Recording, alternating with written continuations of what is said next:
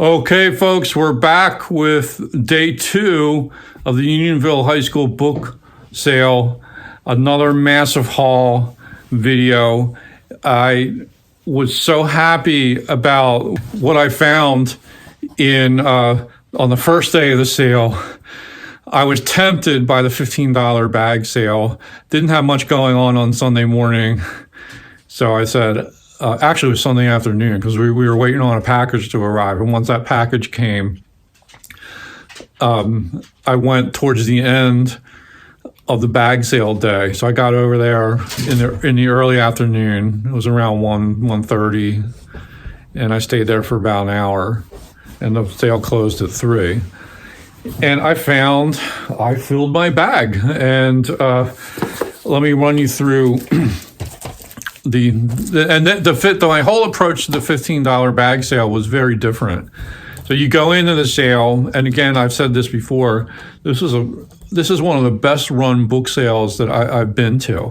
It's like tons of parents and high school kids volunteering, and they run it like a Navy ship. You know, everything's like so ship shape, and like you do it this way, and they're constantly like moving things around and replenishing the tables and consolidating things. And they're super helpful and friendly. And there's like space. You have a little bit of elbow room, even though there's a lot of people at this sale. So yeah, it's props to the Unionville High School people for how they run it. But my approach to this books, the second day of the sale, is very different than the first day. So the first day, I made a beeline for the classics section. I started there. I really focused a lot on sci-fi, even though I didn't find a whole lot. I was looking a lot at, and I was just kind of surveying the other tables to sort of pick some spots. But it was mainly focused on classics, and I made out like a bandit. And then the second day, the bag sale, well, obviously things are going to be picked over. So I was more free-ranging. I just kind of kept my eye out all over the place. And I had to go like sort of again and again and look at certain tables because sometimes my eye skips over things.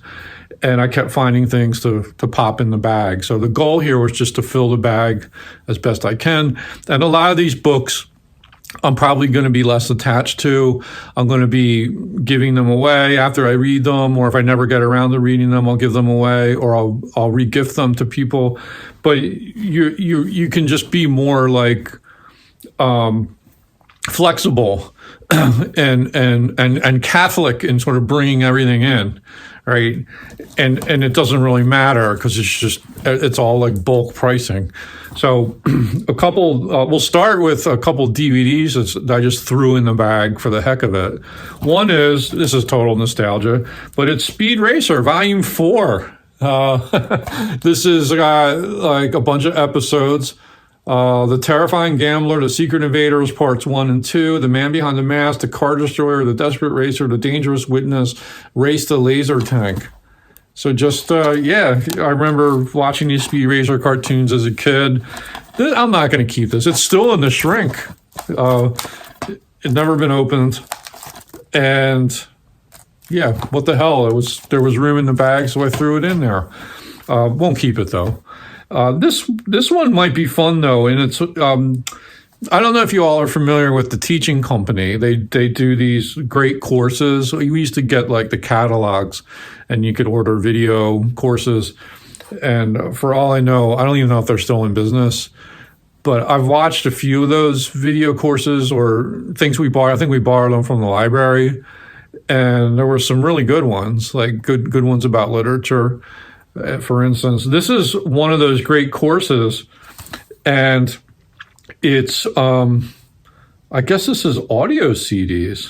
Oh, I thought it was DVDs, but it's actually audio CDs. Interesting. So it is 12 lectures, 30 minutes per lecture on 6 audio CDs, and the lecturer is Professor Thomas L. Pangle, and it's a course on the Great Debate, Advocates and Opponents of the American Constitution. I couldn't pass that up. When I see these teaching company things, and it's at a library sale or a bag sale, I go for it. I probably won't keep this either, but I'll try to give it a listen. And it's probably better that it's audio instead of video. So anyway, that's that. There were maybe one or two duplicates I threw in this bag. I didn't realize this was a duplicate until I got home. And it is The Subtle Knife by Philip Pullman. This is the sequel to The Golden Compass. And this is a series that my wife recommends. And I've been meaning to read The Golden Compass. I'm kind of getting into children's literature, like in young adult, a little bit more than before. This Dark Materials series. This is book 2. And we already have them. So we have them in the mass market paperbacks.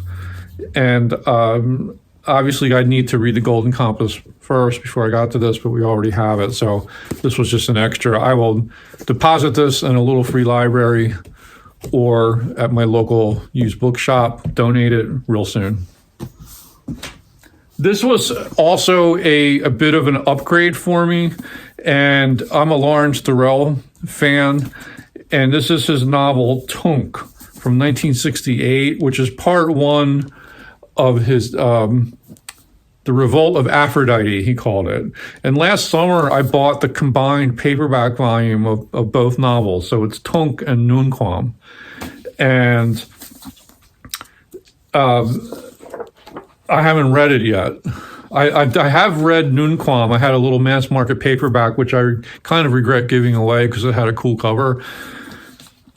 But I read it. I didn't realize it was like sort of the second part of this series. And I have Tunk in a hardcover edition. This is what it looks like without the dust jacket. And I've been looking for Nunquam in a hardcover edition like this without success. That's why I bought the paperback version last summer. I bought that new. And but this has the dust jacket, and it's a first edition too. So I'm going to replace my existing hardcover copy with this one. So that was nice to find. I found that kind of late in the game as I was the bag was filled to the brim. All right, onward. There's a lot of variety here. I just had such good luck this past weekend because there have been authors who have been on my mind, and it seemed like they started cropping up. It was a wonderful experience. I love serendipity when it happens. This is a novelist that I've seen other booktubers talking about. I know Jared Henderson talked about him. Steve Donahue has talked about this author. Maybe Joe Spivey, but there's a few people out there. And he's a famous author. I just haven't read anything by him, known for his espionage fiction, and that is John le Carré. So I found a John le Carré novel, The Tailor of Panama, and I grabbed it right away. Yeah. So this is what this book's about. He is Harry Pendle, exclusive tailor to Panama's most powerful men, informant to British intelligence, the perfect spy in a country rife with corruption and revolution. What his handlers don't realize is that Harry has a hidden agenda of his own. Deceiving his friends, his wife, and practically himself, he'll weave a plot so fabulous it exceeds his own vivid imagination. But when events start to spin out of control, Harry is suddenly in over his head, thrown into a lethal maze of politics and espionage with unthinkable consequences. All right, so I am going to give John le Carré a try, and we'll see what the buzz is all about. I've always had my eye out for Shakespeare in paperback editions because they have good notes and they're lightweight. So I found some Shakespeare. One is The Comedy of Errors. This is, I think, an early play of Shakespeare's.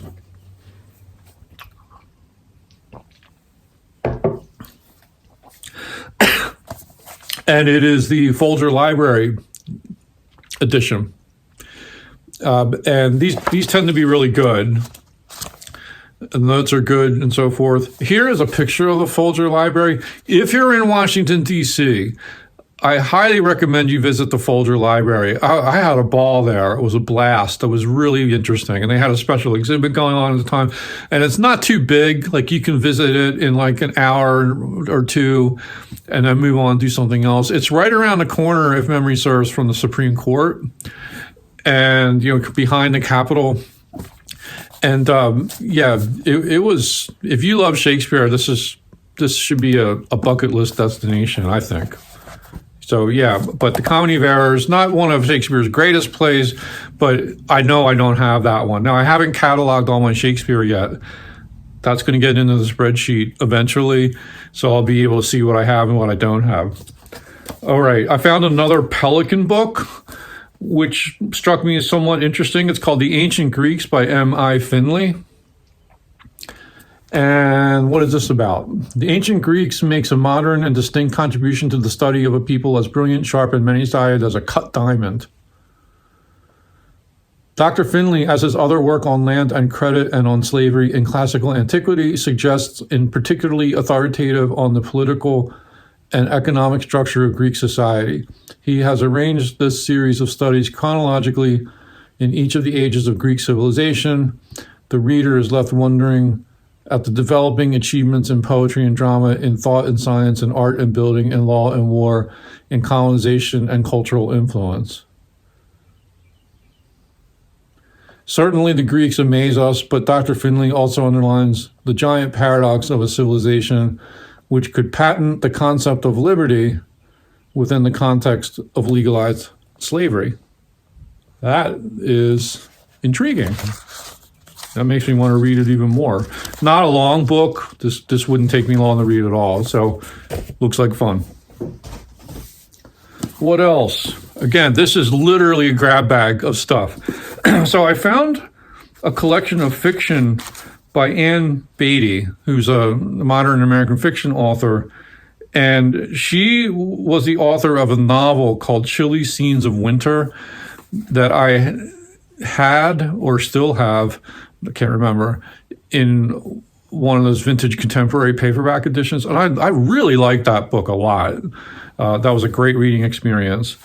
And I wonder, I maybe have read a couple of her short stories, and this was just something that jumped out. I kind of like the mass market cover. It's called Distortions. It's just a collection of her short fiction. 19 stories. Yeah, so should be fun when I'm in the mood to read short fiction. I like to vary it up, so I'm reading longer books, shorter books, and sometimes I like to read just short stories. Here is a book I just bought because it was a Penguin 20th Century Classics edition, which I don't have too many of. It's a book I already have, so it's really a bit redundant, but it is Heart of Darkness by Joseph Conrad. A classic novella, and yeah, I think no more need be said about this book. You're probably already familiar with it. Nice clean copy. Was happy to grab it. Here's another Shakespeare. Now this is the New Folger Library, and it's a different publisher, so it's Washington Square Press. And this is a play that I read last year, and I've been scouting. Every time I go out to a used bookstore or a library sale, I've been looking for this play because I wanted to read. The version of the play I read last year was in my Heritage Press collected Shakespeare, which doesn't have any notes at all. And of course, I have my massive Pelican Shakespeare complete plays and poems, and there's plenty of footnotes and stuff in that. But I wanted to get one of these more portable copies and see what they had to say about Timon of Athens, and that's this play right here. So Timon of Athens, what I read last year, I finally found a paperback copy of it. So I was really happy to get that. And I am a bit of a Civil War buff, and I've been wanting to read Bruce Catton's books. He is a famous historian. I found a modern library edition of his description of the Gettysburg campaign, which is my favorite battle of the Civil War. And this is I found a couple things by Bruce Catton in this haul. This book's called Never Call Retreat. It traces the Civil War from Fredericksburg to a courthouse at Appomattox, the end of the Confederacy, and the death of Lincoln. This is an eloquent study of the most bitter years of the war, when death slashed in the country with a brutality unparalleled in the history of the United States. So yeah, looks good. It's got some maps, always appreciated. And it's just great to find Bruce Catton. If you've been watching the channel, you know I recently, I think I talked about this. I read a Beverly Cleary book, Ralph S. Mouse, it was called. So I found another Beverly Cleary. This one's called Ramona the Pest. It's got a chew to a kind of like ripped corner here, unfortunately. This is a yearling book. And what's it about? Well, Ramona Quimby isn't really a pest. The people who call her a pest are always bigger, and so they can be unfair. It's just that Ramona is not a slowpoke grown-up. She is a girl who cannot wait. Life is so interesting, she has to find out what will happen next. What happens next in this story? Ramona enters kindergarten. She likes most parts of it, singing that song about the dawns early light in every morning, bringing her doll Chevrolet, named for her aunt's car, for show and tell, boinging Susan's corkscrew curls during recess. Yes, school is fun until something happens and Ramona almost becomes the world's first kindergarten dropout. That's interesting. Sounds like fun. So this will just be a little palate cleanser. It was fun to see Beverly Cleary. Serendipity was happening all over the place. Just finished a Beverly Cleary book, and there another one popped up. What else? This one I just bought for the cover. So I went back to the science fiction section, and I thought, okay, I'm trying to fill a bag for $15. Let's just get a little more indiscriminate about it. So I just thought this looked like a cool cover. I don't know anything about this book or the author. It's called Threshold by Judith Singer. A mystical odyssey beyond time and space. Tomas was an old Indian, a man of mysterious strength, keeper of powerful ancient secrets known to no other. Sharon was a former Miss America, on her way back from a despairing mental illness, eager to break through the confines of her mind and body. Frank Rossi was a cybernaut, a unique being trapped in a body part human and part machine, chosen by Tomas as the inheritor of the fantastic, all-liberating knowledge. In the desert, on the great shores of inner space, they came together as if by magic. Does anybody know about this author or this book? Do you recommend it? I'll give it a shot one of these days. This also came out of the sci-fi fantasy bins. This is an author that I recognize the name, and his name is Jeff Ryman, and he's a Canadian, and I think he wrote a book. I could have this really wrong, and I think he wrote it after this book was published, so it's not even talked about here. This is a Bantam Books paperback called The Unconquered Country. But I think he wrote a book that was somehow like riffing on the Wizard of Oz. If I'm remembering this wrong, correct me in the comments. But anyway, the name was like familiar to me. I haven't read them. But anyway, here's what this book was about. I think it's a fantasy. When Third was a little girl, she lived in a peaceful village in a harmonious, unconquered country. Then the neighbors invaded, and the sharks swooped from the skies, leaving vast burned swaths of destruction. Soon, with Third's family dead and her beloved village destroyed, she left to try to make her way alone through a new, incomprehensible society. Here is a harrowing, uncompromising fantasy, not about fairy woods, but about a mythical yet ultimately too familiar land close to the shores of our hearts and memories. It looks small enough for me to give it a try. Probably not a keeper, but you never know. Moving right along, here's a Penguin book, not a Penguin Classics, but just a Penguin paperback by an author I read for the first time last year, and it is the brother of Lawrence Durrell, and that is Gerald Durrell. This one's called Fillets of Place.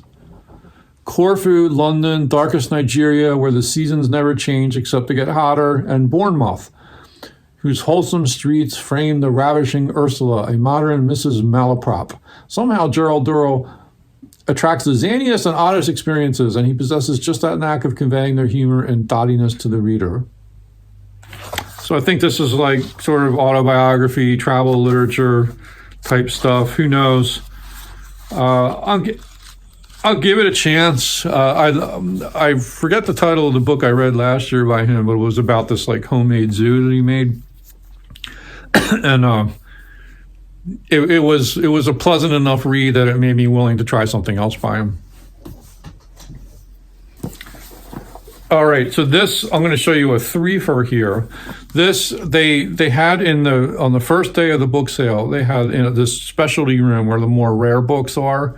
They had like these bundles of magazines, and among them were bundled science fiction magazines. And then on the second day, the bag sale day, anything that was left over from that rare books room was now like put into the main room, and you could just grab it and throw it in your bag. So I grabbed 3 issues from 1991 of Analog magazine, sci-fi magazine. These are just going to be fun to like pour through. I mean, who reads magazines much anymore, especially these vintage ones? And, you know, have some ephemera. And these are, you know, short stories and whatnot. And they look like a lot of fun. And there were more on the table, but I didn't want to like fill my bag with them. But it was cool because I was a little bit tempted on the first day to try something like that, but I don't really know what I'm looking for when it comes to sci-fi magazines. But when they were just out on the general tables, I thought, give it a shot. You never know. Next up are, okay, I'll do these 2 together. Last year, I read a John Jakes novel, historical fiction about the Revolutionary War. I think it was called The Rebels. I found 2 more from his American Bicentennial series. I found volume 1, The Bastard, and volume 5, The Titans. This is pretty beat up, but all the same, they might be fun reads. And The Bastard is really about Philip Kent, who comes to America. So it's kind of at the early years of the saga. And then The Titans is about the Civil War. So historical fiction. Those John Jakes books were so popular in the late 1970s and 80s. Couldn't pass them up. No, those are books that I wouldn't have bought on the first day at all. They're not in good condition. John Jakes is not an essential author for me. I don't collect his work. But on the second day, for $15 a bag, and you have space in the bag, why the hell not? All right, let's move on. We got more sci-fi. So I found a book of 3 novellas, one by Robert Silverberg, one by Roger Zelazny, and one by James Blish. These are all authors I know the names, I recognize them. Forward by Arthur C. Clarke. This just looked like fun. Let's see what the back copy says. Take a fast trip to 3 far-out worlds of the imagination. Could this have been published in the 60s? Let's see. Far out, man.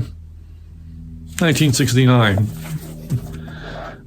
A world in which the credit card is king and debt has enslaved all humanity. A giant data bank controls the lives of every man and woman. Land, air, and water have reached a final disaster level of pollution. The world of today? No, not yet. Well, let's fast forward to 2025. Maybe this is prophecy. These are worlds of tomorrow, and we are living in tomorrow, as envisioned by 3 great sci-fi names in mind-expanding novellas written especially for this volume. Should be fun. This is a work of history that I picked it up because it was just a Penguin paperback. Not that I'm really collecting general Penguin paperbacks, but again, a book that I would not have put in the bag on Saturday, but it didn't matter on Sunday. I won't keep this, but it's called Glencoe by John Preble. This is Scottish history. All right. It starts like this. You are hereby ordered to fall upon the rebels, the MacDonalds of Glencoe, and to put all to the sword under 70. This was the treacherous and cold-blooded order ruthlessly carried out on 13 February 1692 when the Campbells slaughtered their hosts, the MacDonalds, at the massacre of Glencoe. It was a bloody incident which had deep repercussions and was the beginning of the destruction of the Highlanders, the end of which John Preble has described in Culloden and the Highland Clearances. So Scottish history might be interesting. Get some maps of the massacre and so forth. We'll see. I did find at least one, I think a few more Penguin classics. This was Thomas Hardy, Under the Greenwood Tree. One of the few Thomas Hardy books I haven't read. And this might be an early book. The happiest of all Hardy's works. Who puts happy in the same sentence as Thomas Hardy? The happiest of all Hardy's works, Under the Greenwood Tree, inaugurated the great series of Wessex novels. So this was the first. Maybe I did read this one. Anyway, the Mellstock rustics, among whom the romance of Dick Dewey is played out, provide some of Hardy's most memorable characters, from Leaf the Simpleton to Gamekeeper Day, with his eloquent silences, to the singular Mrs. Day. She'd belonged to that class of womankind that became second wives, a rum class rather. The evocative power of this minor masterpiece derives from its being a vivid and authentic recreation of Hardy's own childhood environment. So yeah, if I did read this, I think I read this in an Oxford World Classics paperback edition, which I may no longer have, but it's nice to have the Penguin Classics version. And remember I talked about Timon of Athens, and I found that New Folger Shakespeare Library edition? I found another edition of Timon of Athens. I've been looking for Timon of Athens for a year, and on this one day I found two copies, different publishers. This is the Arden Shakespeare version, and I thought it might be fun to just compare the two. They're going to have different notes, different introductions, appendices. I'm going to be very well versed on Timon of Athens. You know, I intended to make a video about that work last year and never got around to it because I didn't feel like I was prepared. Maybe these books will prepare me, and I'll get around to making a video this summer on it. It was a pretty cool play. Here's the other Bruce Catton I found. It's called Reflections on the Civil War. It's Bruce Catton's last great work, edited after his death from many hours of tapes.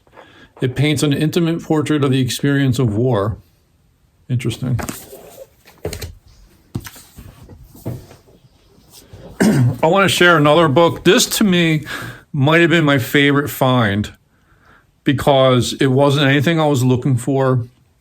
It just popped up and it jumped out. And I'll explain why it's such a cool find shortly. It's called The Magic of Findhorn, an eyewitness account by Paul Hawken. Paperback.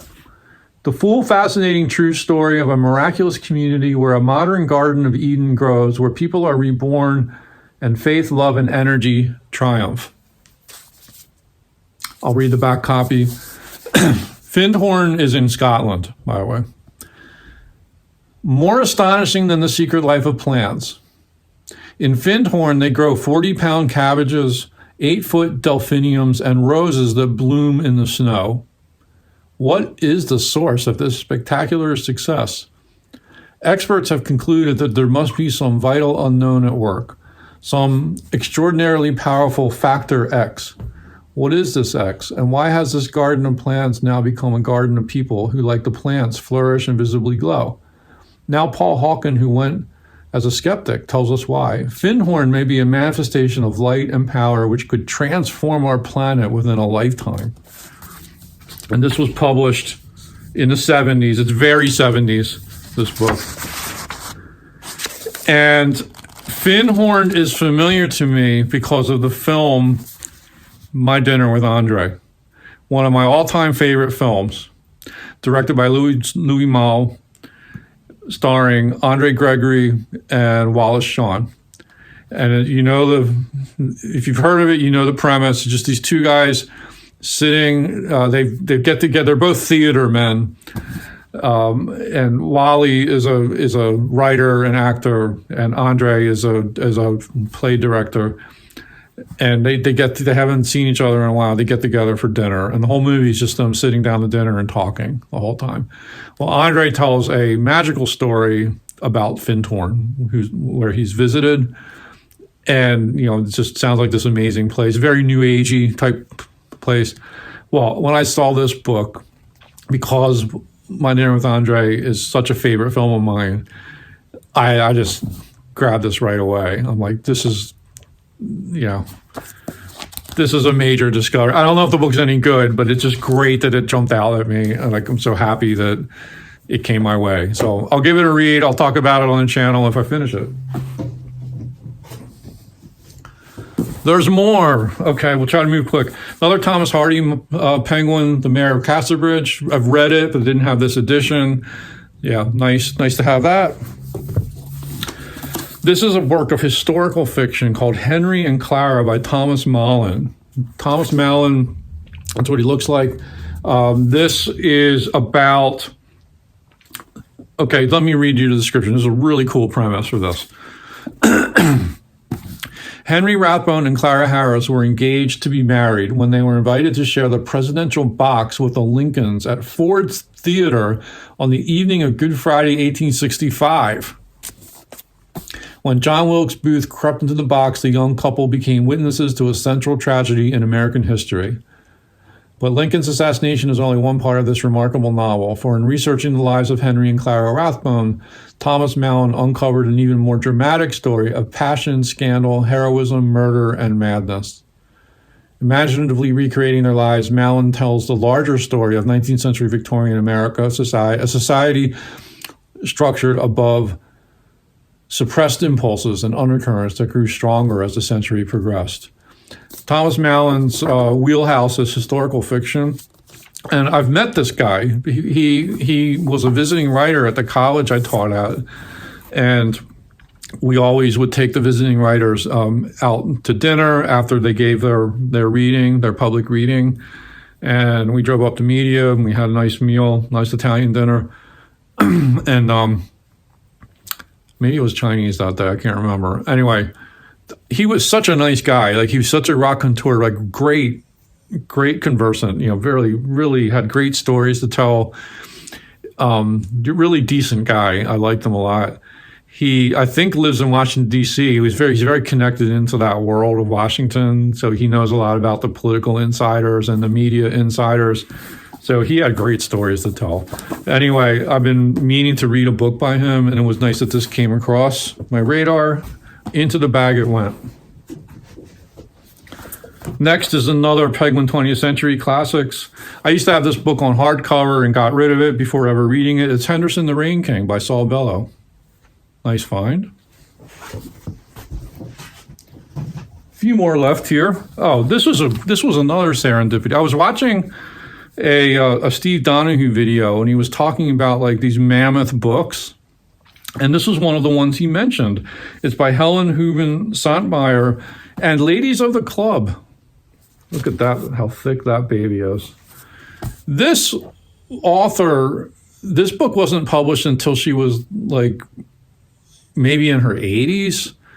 And she kind of came out of nowhere and it became this bestseller. I remember seeing it in the bookstores back in the day. This was maybe in the 80s. And I was always curious about it. I didn't know if the hype was warranted or not.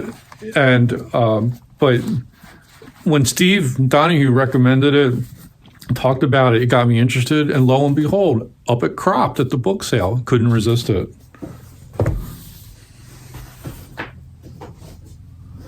Moving right along, here's another book I couldn't resist. The Trouble with Tribbles by David Gerald. I think he wrote this episode. This includes from the first draft to the final shooting script, the how and why of TV writing. It's really a story about one of the most famous Star Trek episodes. David Gerald has photos too. I recognize this cover right away from back in the day, so there's a lot of nostalgia, although I never read this volume. But he wrote the World of Star Trek, which I used to have. It had a very similar cover, like the same font style and so forth. And I was such a starved Star Trek fan that like anything that came out in print was of interest. And that was, I think, my first Star Wars book, aside from the James Blish adaptations that I read, that I had access to. And I don't think I have that copy anymore, but I thought, yeah, I'll give this a read. It'll be fun. This is a kind of an infamous book, I think, by this point, but it's The Confessions of Nat Turner by William Styron, the historical fiction. Nat Turner, A Slave Rebellion, was a really, really big deal in American history. And this was a Pulitzer Prize winner.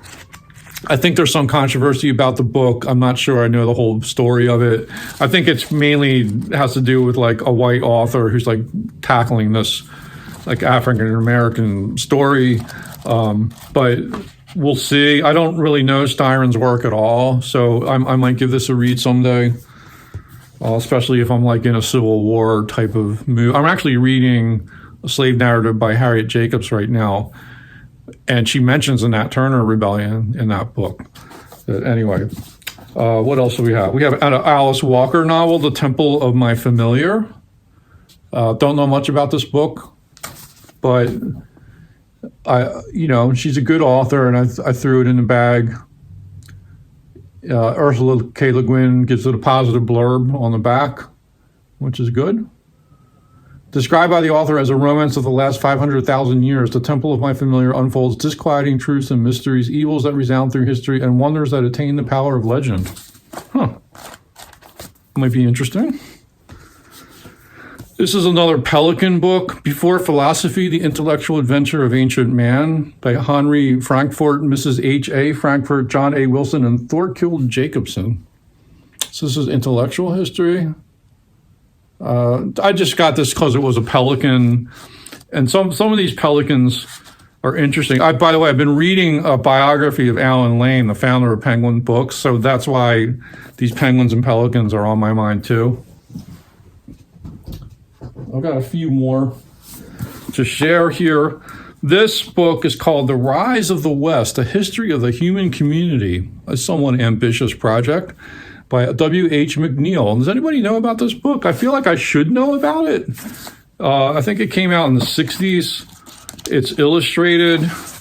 It looks very thick, but it was a 1964 winner of the National Book Award in History and Biography. All right. But there's a funny, interesting little detail here. Do you notice this price tag? This came from the Brattle Bookshop. And those of you who watch Steve Donahue will be well familiar with the Brattle. So somehow this Brattle Bookshop book ended up in Southeast Pennsylvania. I didn't realize that until I brought it home when I was looking at it. Yeah, it's from May 26, 2018.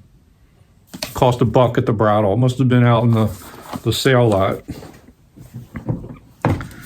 Here's a novel by Thomas Wolfe, an author I really need to give a chance to. You Can't Go Home Again. I don't think anyone talks much about Thomas Wolfe anymore, but he was pretty big in his day, and I want to see if he's one of these authors that has been like unduly rejected or disappeared, or whether he just had his day in the sun and it's no longer like resonates with us. But I know my dad was a Thomas Wolfe fan, so for that reason I picked that up. We're getting towards the bottom of the bag. All right, here's a Walker Percy novel, Love in the Ruins. I think Walker Percy is an author. What I've read by him, I've liked, but I haven't read enough of him. And this is a book I don't have by him. This is a book I may have in hardcover. I couldn't remember. It's S by John Updike. And this isn't going to be a keeper. It looks like not a very long John Updike novel, so that's a good thing. Here is a Gore Vidal historical novel called Lincoln that looked interesting. Want to read more Gore Vidal, but he's not a favorite author, but I want to give one of these longer historical fictions of his a chance. And then finally, Penguin Classics, The Upanishads, a nice third series Penguin.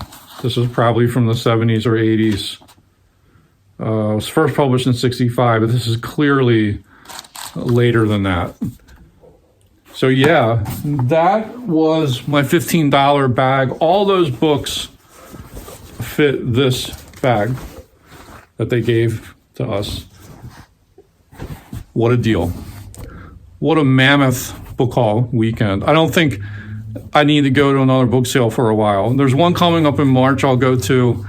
There's a couple in April. One of them, I don't even know if I need to go to it because, like, how can you top this? Like, and these books will keep me busy for quite a while.